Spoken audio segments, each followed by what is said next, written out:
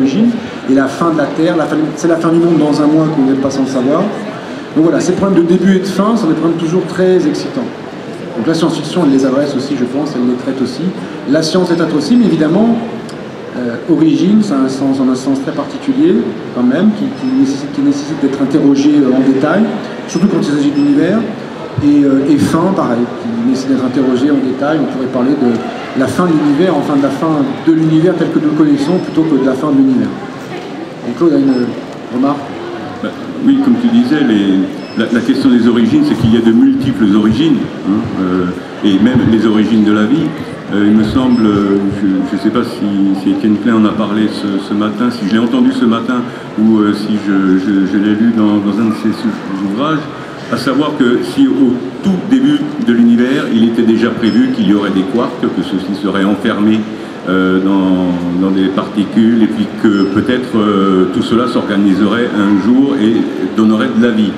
Ce que j'adore par exemple dans des romans de science-fiction, c'est Stephen Baxter qui essaye de mettre de la vie partout et qui a réussi à mettre de la vie dès les origines, quand l'univers était encore opaque, lorsque c'était une immense soupe de quarks et de gluons, pour ce qu'on appelle le quagma. Il avait imaginé qu'il y avait donc des quagmites qui étaient apparus dès le début. Et ce sont plusieurs civilisations qui sont nées et qui sont mortes dans un temps très bref. Et à ce moment-là, les quagmites avaient compris que l'univers entrant en expansion, il était en train de se refroidir, et que ces êtres-là ne pourraient pas survivre, sauf si elles arrivaient à se transformer très lentement.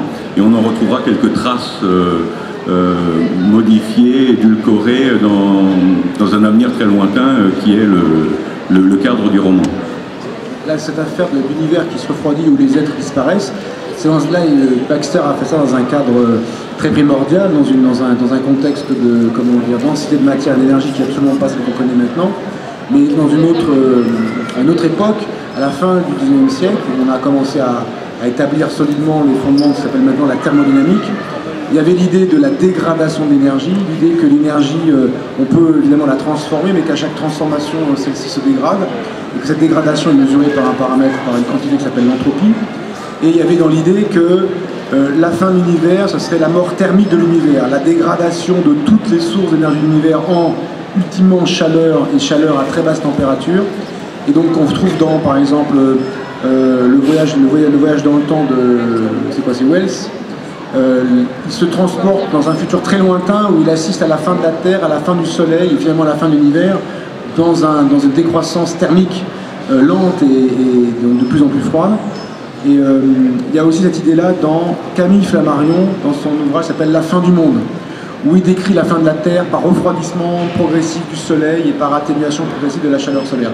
Donc là, d'une certaine façon, l'énergie comme source de vie, d'une certaine façon, l'énergie comme source de structure, et dégradation, disparition des conditions thermodynamiques finalement qui prévalent comme imposant la disparition d'une civilisation. Baxter de ce point de vue-là, il est assez voisin, pas dans un autre régime de physique, de Flammarion et de Wells. Il y a une très belle page, pardon, d'Arthur C. Clarke aussi dans Profil du futur, qui raconte justement tout l'univers en train de s'éteindre et les dernières formes de vie qui se rassemblent pour retrouver des petits foyers de chaleur. Enfin, c'est écrit d'une manière très poétique. On est un petit peu loin des origines, mais effectivement, donc, Étienne Klein, si j'écoute bien ce que viennent de dire vos deux collègues, on ne peut pas imaginer que notre univers, un jour, donnera naissance à un autre univers derrière? Si, on peut l'imaginer, mais ce que je veux juste faire remarquer, c'est que le mot origine est un mot assez ambigu. D'abord, l'origine a comme anagramme religion, ce qui est déjà curieux. Mais il y a aussi que, quand on parle de l'origine, par exemple, des étoiles, ou l'origine des atomes en physique, ou même de l'origine de la masse. Ce matin, j'ai parlé des bosons de Higgs. Bon, ça veut dire qu'on essaie de comprendre les processus physiques qui aboutissent à l'apparition de la chose dont on veut décrire l'origine. Par exemple, si on s'intéresse à l'origine des atomes, c'est l'objet d'une discipline qui s'appelle l'astrophysique, c'est la nucléosynthèse qu'on essaie de comprendre, comment les atomes qui composent le tableau de Mendeleïev se sont formés au cours de l'histoire de l'univers. On voit que les plus légers se forment dans l'univers primordial, ensuite ils se forment, s'ils sont un peu plus lourds, dans les étoiles, par des réactions nucléaires qui font des noyaux de plus en plus massifs. Et puis pour les plus lourds des atomes, ils se forment dans des explosions d'étoiles qu'on appelle les supernovae. Ça veut dire que comprendre l'origine des atomes, en l'occurrence, c'est comprendre l'ensemble des réactions nucléaires qui ont dû se produire pour que l'atome auquel on s'intéresse ait pu apparaître. Et donc, dans ce cas, l'origine des atomes correspond à l'achèvement des processus qu'on sollicite pour comprendre l'origine. Donc l'origine veut dire achèvement, veut dire conclusion, à rebours du sens qu'on lui donne dans la langue commune. L'origine d'une chose, c'est la fin des processus que cette chose a réclamé pour pouvoir exister. Donc les origines dont on parle sont toujours des origines secondaires. Et pour expliquer l'origine d'un être physique, il faut invoquer une autre entité physique. Pour expliquer l'origine de la masse, il faut invoquer le champ de Higgs.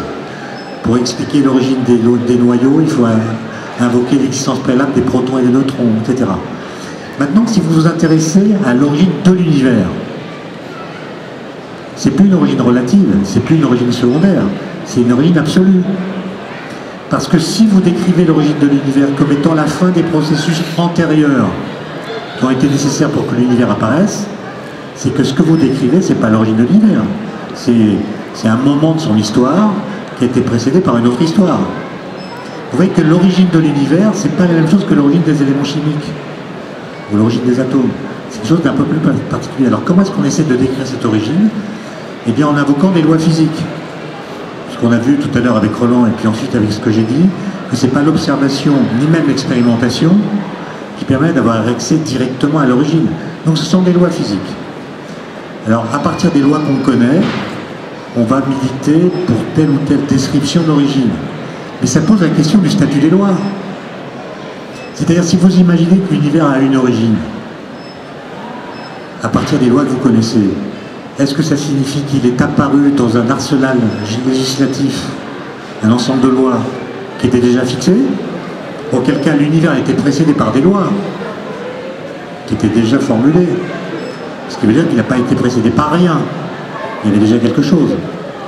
Ou bien est-ce que les lois physiques sont apparues au cours de l'histoire de l'univers de façon contingente, en fonction de ce qui se passait au sein de l'univers ou en fonction des constituants qui apparaissaient? C'est une question qui paraît très compliquée, mais qu'on peut, disons, résumer d'une façon très simple. Imaginez que l'univers a vraiment eu une origine. C'est-à-dire qu'il a commencé à partir de rien. Je ne sais pas comment, mais à partir de rien. Sont apparus les deux premiers électrons, qui, comme vous savez, sont des particules électriquement chargées, ils ont une charge négative. Ils se repoussent par la force électrique. Mais si je dis qu'ils se repoussent, c'est parce que je l'ai appris à l'école. J'ai appris à l'école que les particules chargées se repoussent si les signes des charges sont les mêmes. Et comment les électrons, les deux premiers, savaient-ils qu'ils devaient se repousser? Ils ne sont pas allés à l'école. Donc est-ce que c'est une loi qui est encodée dans leur nature propre? Est-ce que c'est une loi qui est encodée dans la structure même de l'univers? Est-ce qu'ils ont obéi à des ordres? Est-ce qu'ils ont lu la loi de Coulomb sur un tableau noir? Ou est-ce qu'ils ont négocié avec l'univers? Normalement, il y a deux électrons. Deux électrons. Pas de tableau noir, là. D'accord, alors en plus il n'y a pas de tableau noir, tu as raison. et donc, disons, ils négocient avec l'univers, donc je suppose qu'il n'y a pas de tableau noir mais qu'ils ont la parole. Et ils disent à l'univers, voilà, voilà, on a des charges électriques de même signe, qu'est-ce que tu veux qu'on fasse? Est-ce que tu veux qu'on se repousse en 1 sur R2? Bon, bref. Ça paraît stupide, mais c'est une question à laquelle personne ne sait répondre, parce que c'est une question métaphysique. Et je la cite simplement pour dénoncer l'espèce de naïveté qu'on entend parfois de la part des astrophysiciens eux-mêmes.